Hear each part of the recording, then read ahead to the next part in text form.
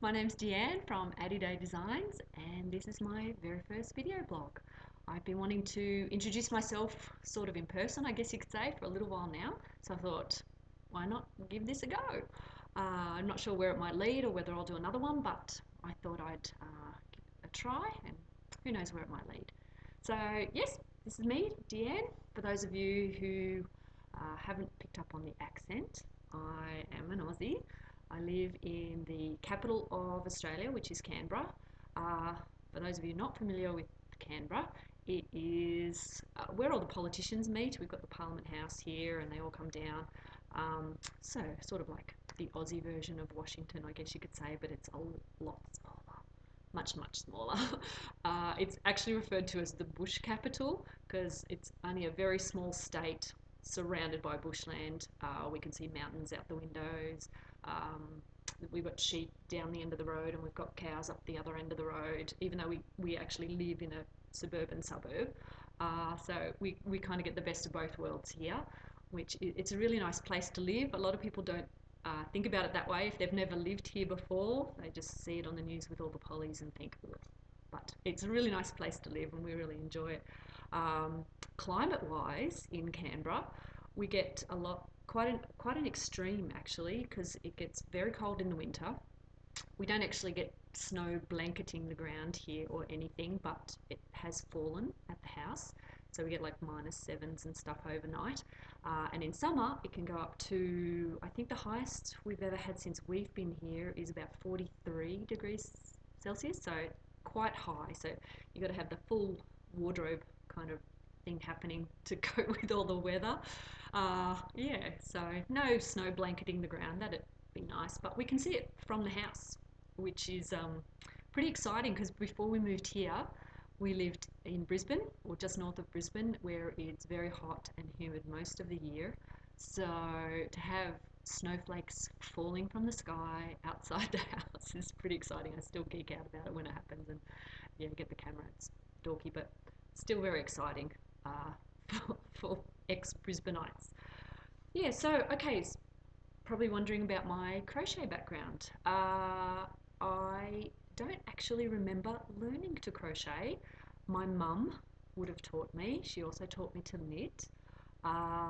It was something that I remember doing it as a child, but didn't really, as a teenager, didn't really do a lot of it, and never really picked it up again until after I became an auntie, and was just wanting to make something as a gift for my new niece or nephew, and found a crochet blanket pattern online and made it and really enjoyed it, and I don't think I've stopped crocheting since. Yeah, just caught the bug again, and it went from there. After a couple of years of just making other people's designs, and I had my own children, I thought, you know what, this design thing I could maybe do myself. So I started making up a few things and popped some patterns online for sale, and some of you bought them. So I'm still doing it, which is fun. It keeps me sane. Sometimes it drives me a little crazy, but in a good way. It does. I really enjoy it. I hardly ever go anywhere without some yarn and a hook. I always try and have some on hand because it drives me nuts sitting still with nothing in my hands to do. So crochet, awesome portable project. Really good thing for me to do, and I'm sure a lot of you feel the same about crochet and knitting as well. I can knit. Like I said, my mum taught me to knit as well. But I'd probably call myself a crocheter who knows how to knit. I don't think I'd call myself a knitter. I don't do it that often because I'm quite slow. I find crochet much quicker. So being, a bit impatient like I am, I get things done a lot more quickly with crochet than I do with knitting. I have to be incredibly patient with knitting because it just takes me forever. I know some people are like insanely fast, but I am not one of them. So yeah, not a lot of knitting for me, although I do enjoy it, and I love seeing there are some beautiful knitwear designs out there that are just simply stunning. So I appreciate all of those.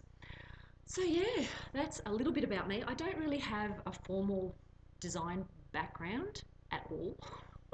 Sorry, don't tell anyone. I just enjoy it, and yes, what so it seems to take my fancy, I'll give it a go, and yeah, so far so good.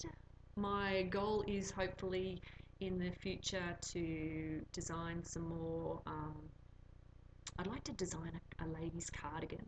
I've done some kids stuff, as you might have seen if you've ever been to my website.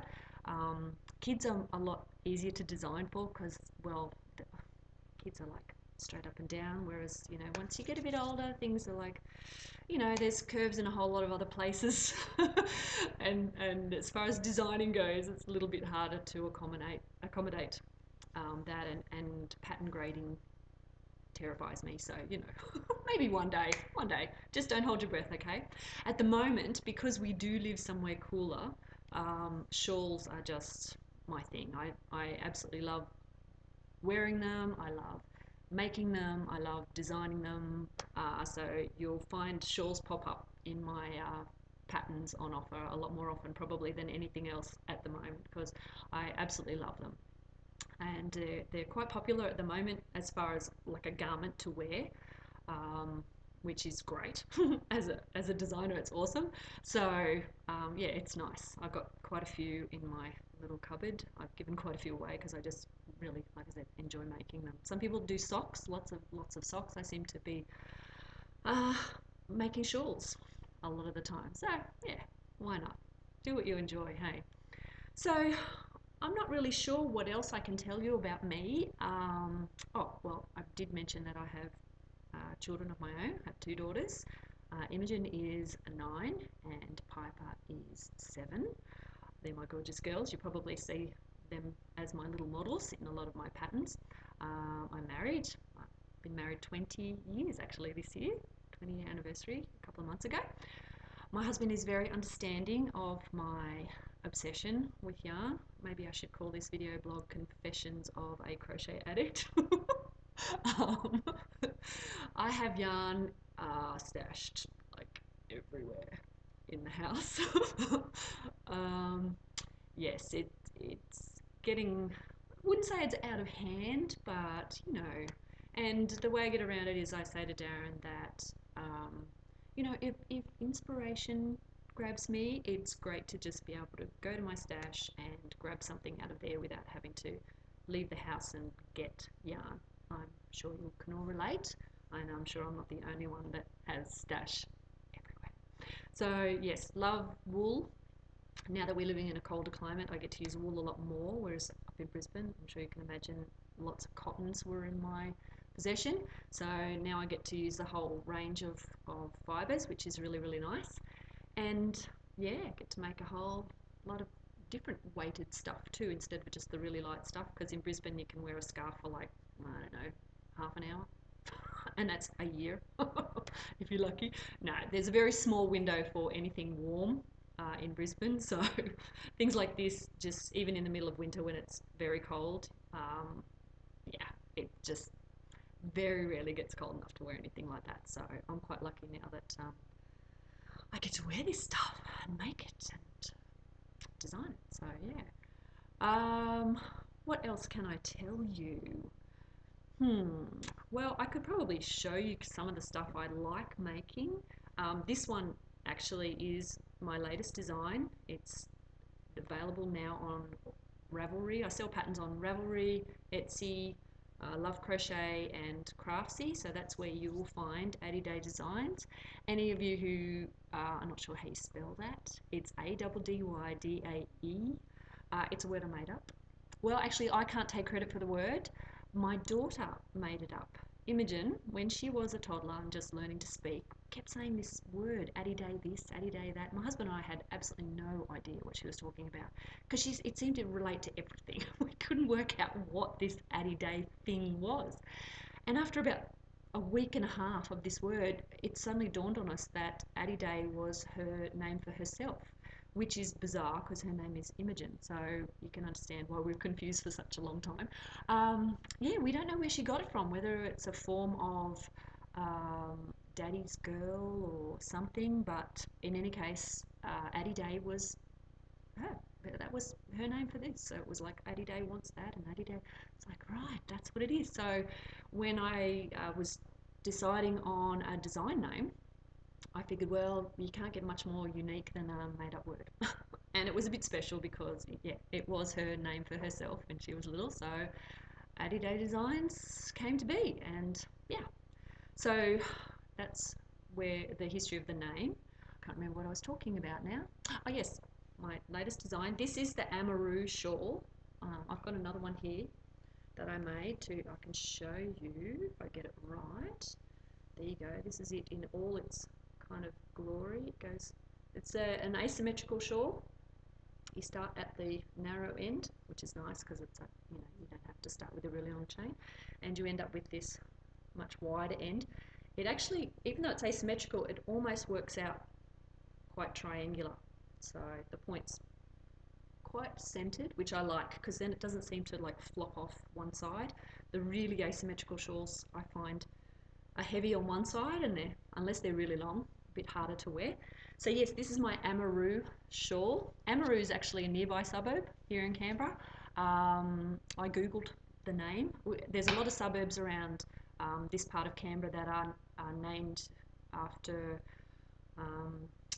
the Aboriginal words for the Gungahlin area. This is the area we live in, the Gungahlin area, and it means a beautiful place when I googled it, so I thought perfect for a pattern name. So yeah, that's my Amaru shawl. You can see with this one I used a gradient as the main colour, so it changes all the way up to a pink, and a solid for the contrast. The yarn in this one is the most gorgeous. It's white gum wool, which is an Aussie wool, grown, can you say grown with wool? Anyway, the sheep live and are raised in Tasmania ethically, and the yarn is crazy soft. I think it's the softest yarn I've ever used, and the colourway was done by Nunabar Artisan Yarns. That's an indie dyer, an Aussie as well, and her colourways are beautiful. And yes, so that's the yarn, and the chocolate colour is actually a Malabrigo sock yarn in chocolate Amaru, I think it's called. It's a strange name, so that's what that is there. So yes, my shawl obsession, as you can see, is in full flourish. So, but that's my latest design. So if any of you are interested, it's available now, and seriously, it's like become my new favorite. I mean, my latest one usually is my new favorite, but it really is because there's so many options for coloring. As you can see, this one's sort of the reverse. It's the darker color is the main color, and I used a gradient for the contrast. So the blue here is a one of a kind from Tannis Fibre Arts. I managed to get some of her beautiful yarn. Tannis Fibre Arts are based in Canada. But if you're an Aussie, I know sometimes ordering yarn from overseas can be like the shipping's just crazy. It's really expensive to get yarn, and it sort of makes it a bit cost prohibitive. But Tannis tops out or caps her shipping at $20. So any Aussies who have thought about buying some of her yarn, it's definitely affordable. I mean, local postage can be almost that high. So yeah, definitely do yourself a favour. Check out Tannis's colourways. This was a one of a kind. I think she called it denim. I could be wrong, but it was a one of a kind on an Etsy update. But she has a beautiful range of regular colourways that you can order from. So definitely worth a look. And the I've lost my brain. The gradient, that's the word. Blonde Moment, natural. Sorry about that. You'll have those. I have those often. The gradient here is from Knitpicks. Knitpicks Chroma in Manzanita. I have no idea if I've pronounced that correctly, but that's what it looks like, and it sounds fun. So that's the colour here. So yeah, you can see how I reversed it, and yeah, and I just want to make this shawl in all the colours. It'd be a great way to use up scraps too, which we love being able to use up all the little bits of leftovers. So yeah, anyway, I'm not sure what else I can tell you. Like I said, this was just, I thought I'd just introduce myself and say hello. Who knows where this might lead? Let me know what you think, and if you'd like to hear more. Um, and I might tell you a few things I've been working on. Who knows? But whatever you're doing, wherever you are, I hope that you are enjoying lots of crafty time. Um, like I said, crocheting for me is like my happy place. It keeps me sane and keeps my hands busy, which is always a good thing. Otherwise, I tend to fidget. So, fidgeting with a hook in my hand at least gives me a beautiful product at the end. So, it's definitely worthwhile activity. And who doesn't enjoy playing with some nice yarn? So, I'll say goodbye now, and maybe I will see you again. And happy crafting, everyone. Bye bye.